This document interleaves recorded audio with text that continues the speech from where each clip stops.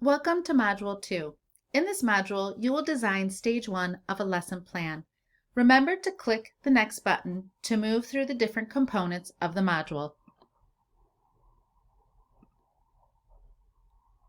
First, you'll read about the gradual release of responsibility and promoting rigor within online courses.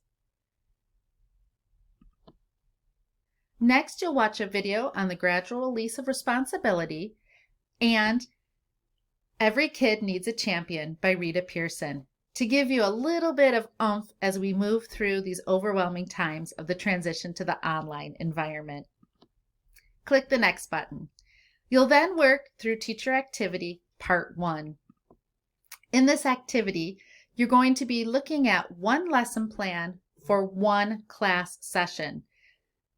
You are only going to be working through Stage 1, which is your desired results, identifying the knowledge, skills, the learning target, and the state standard that is going to be addressed in your lesson.